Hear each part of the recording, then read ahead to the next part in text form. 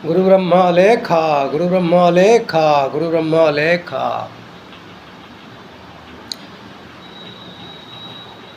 ମୁଁ doctor Manoranjan Nayak, motivational speaker, personality development trainer. ଆଜିର ଅଲେଖ ଜେଜେଙ୍କ କାହାଣୀରେ ଆମ୍ଭେ ଶୁଣିବାକୁ ଯାଉଛେ ଏକ ନୂଆ କାହାଣୀ, ଯାହାକି ଆପଣଙ୍କର ମନକୁ ପାଇଲା ଭଳି ଆଉ ଶେଷକୁ ୟାର କନକ୍ଲୁଜନ୍ ବା ଶେଷ କଥାରେ ଆପଣ ପାଇବେ ମଣିଷ ଜୀବନର ଯେଉଁ ଦୁଃଖ, ଅଭିମାନ, ଅହଙ୍କାର, ଈର୍ଷା ଅଛି, ସେ କେତେ ଉପରକୁ ଉଠାଇ ନିଏ, ପୁଣି ତାକୁ କେତେ ତଳକୁ ଖସାଇ ଦିଏ। ଆସନ୍ତୁ ଆମ୍ଭେ ଅଲେଖ ଜେଜେଙ୍କ କାହାଣୀରେ ଶୁଣିବା ଉପଯୁକ୍ତ ବେଶ। ଗୋଟେ ରାଜ୍ୟର ଜଣେ ରାଜା ଥିଲେ, ତାଙ୍କର ମନ୍ତ୍ରୀ ମଧ୍ୟ ଉପଯୁକ୍ତ ସମ୍ମାନର ଅଧିକାରୀ ଥିଲେ। ସେ ରାଜା ଯେତେବେଳେ ତାଙ୍କର ରାଜ୍ୟ ଜୟ କରି କରି ଚାଲିଥିଲେ, ଯେତୋଟି ରାଜ୍ୟ ଜୟ କରିବେ ତାଙ୍କର ପୋଷାକରେ ସେତୋଟି ହୀରାର ଗୋଟେ ଅଳଙ୍କାର କରିକି ସିଏ ସେଇ ପୋଷାକରେ ଆଟାଚ୍ କରିବେ। ଆଉ ରାଜ୍ୟ ଜୟ କରି କରି ଚାଲିଲେ, ହୀରା ସେରକମ ଆଟାଚ୍ କରି କରିକି ଚାଲିଛନ୍ତି। ଶେଷର ଗୋଟେ ପାର୍ବତୀୟ ଅଞ୍ଚଳ ବା ପର୍ବତ ଅଞ୍ଚଳ, ପାହାଡ଼ର ପାଦଦେଶରେ ସେଦିନ କ'ଣ କରିଛନ୍ତି ନା ଅତିକ୍ରମ କରୁଛନ୍ତି। ରାତ୍ରି ହୋଇଗଲା। ସେ ରାତ୍ରି ଯେତେବେଳେ ଯାପନ କରୁଛନ୍ତି, ହଠାତ୍ ନିଦ ଭାଗିଲା ରାତ୍ରିର, ମଧ୍ୟରାତ୍ରିର। ହଠାତ୍ ବାହାରକୁ ଉଠିଲେ, ଶିବିରରୁ ବାହାରକୁ ଉଠିଲେ ରାଜା, ଦେଖିଲେ ଖଣ୍ଡେ ଦୂରର ଗୋଟେ ଆଲୁଅ ଜଳୁଛି। ସେଇ ପୁରା ନିଘଞ୍ଚ ଜଙ୍ଗଲ ଭିତରେ, ପାହାଡ଼ ଉପରେ ଗୋଟେ ଆଲୁଅ ଜଳୁଛି। ରାଜା ପ୍ରଥମେ ଭାବିଲେ ଇଏ ବୋଧହୁଏ ଗୋଟେ ଜୀବଜନ୍ତୁର ପାଟିର ସ୍ପର୍ଶ ହୋଇଥିବ, ଅର ଗୋଟେ ଡାହାଣୀ ଆଲୁଅ ହୋଇଥିବ, ବା ଭୂତ ଶୈତାନଙ୍କର କିମ୍ବଦନ୍ତୀ ଅନୁସାରେ ଭୂତ ଶୈତାନଙ୍କର କିଛି ଗୋଟେ ଆଲୋକ ହୋଇଥିବ। ଏଥରକ ଡାକିଲେ ମନ୍ତ୍ରୀ ମହାଶୟ, ଏବେ ଆସନ୍ତୁ ଦେଖିବା ଗୋଟେ ନୂତନ ଜିନିଷ। ଏବେ ରାଜା ମନ୍ତ୍ରୀ ଦୁଇ ଜଣ ବାହାରକୁ ଯାଇକି ଦେଖିଲେ ଗୋଟେ ଆଲୁଅ ଜଳୁଛି। ଆଉ ଖୁବ୍ ନିରୀକ୍ଷଣ କରି ଦେଖିବାକୁ ପାଇଲେ, ସେ ଯେଉଁ ଆଲୋକ ଜଳୁଛି ତାର ଧାପରୁ ଜାଣିବାକୁ ପାଇଲେ ସେଠାରେ ଧୂନି ଜଳୁଛି। ଧୂନି ଜଳୁଛି। କିଏ ଜଣେ ସେଇ ରାତ୍ରିର ଶୀତରୁ ରକ୍ଷା ପାଇବା ପାଇଁ ଧୂନି ଜାଳୁଛି। ଆଉ ଧୀରେ ଧୀରେ କିଏ ଜଣେ ପତ୍ର କାଠ ସେଇଠି ତାପରେ ଲଗେଇ ଚାଲିଛନ୍ତି। ଏଥରକ ମନ୍ତ୍ରୀ, ତୁମେ କୁହନ୍ତୁ ବା ଏ ଆଲୋକ କିପରି ଲାଗୁଛି? ଆଉ ଏଥରକ ସକାଳ ହେଲା, ମନ୍ତ୍ରୀ ସବୁ ବୁଝିଗଲେ। ରାଜାଙ୍କୁ କହିଲେ ଡିଟେଲ୍ସ କଥା। ସେ ବୁଝିଲେ ଯେ ଆଲୋକର ଯେଉଁ ବିଶେଷତ୍ୱ ସେ ଦେଖୁଛନ୍ତି, ମନ୍ତ୍ରୀ ମଧ୍ୟ ତାହା ଅନୁଭବ କରୁଛନ୍ତି। କିନ୍ତୁ ରାଜା ସକାଳ ଯେତେବେଳେ ହେଲା, ସେ ଭାବିଲେ ଯିବା ସେଇ ଜାଗାକୁ, ଦେଖିବା ସେ କିଏ ସେଠି ରହୁଛନ୍ତି। ଏଥରକ ଖବର ପାଇଲେ ଯେ ସେଠାରେ ଜଣେ ସନ୍ନ୍ୟାସୀ ରହୁଛନ୍ତି, ରାତ୍ରି ଯାପନ କରୁଛନ୍ତି। ଆଶ୍ରମଟିଏ ଅଛି, ତାଙ୍କର ଶିଷ୍ୟମାନେ ଅଛନ୍ତି, ସେଠାରେ ଧୂନି ଜଳା ହେଉଛି।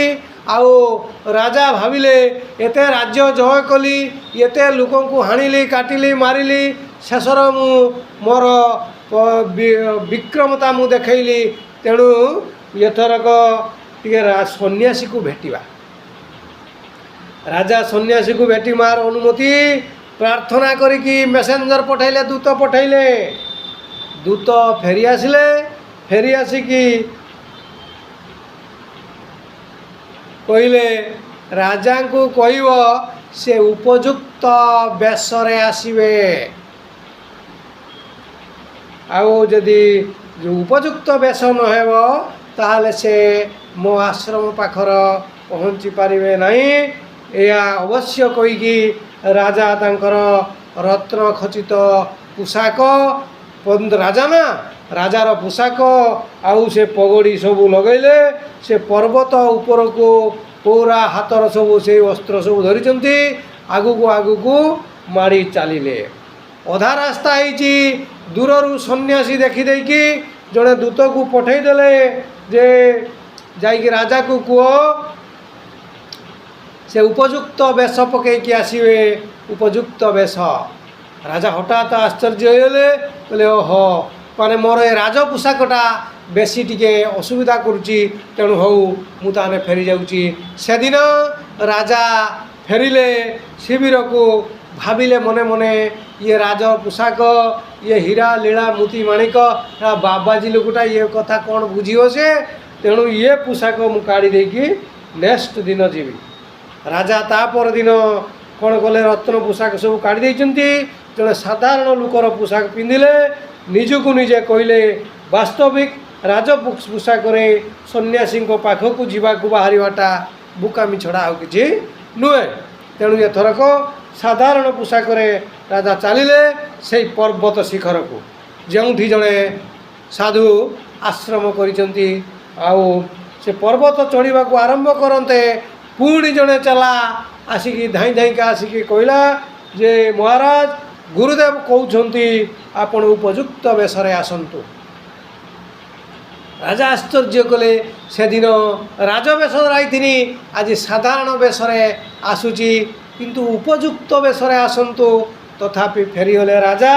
राजा अगत्या तंबू को फेरिले एथर कौन कले राज पोशाक नुहे साधारण पोशाक नुहे बाबाजी सब गेरुआ वस्त्र पिंधती एथरक कौन कला ना गेरुआ वस्त्र को पोषा पिंधिले गेरुआ वस्त्र पिंधिकी से दिन चलिले पर्वत आड़ को आउ महाराज गुरुदेव कहले आपण उपयुक्त बेश पकईकि आसतु। तृतीय चला दौड़ी दौड़ी आसिकी कहला महाराज आपण उपयुक्त बेश पकईकि आसतु गुरुदेव कहले। तेणु राजा कांद कांद हो गले आउ मंत्री कान कहले महाराज ए उद्धत साधु को यही क्षणी धरी आनी आपण आगे हाजर करदेवी।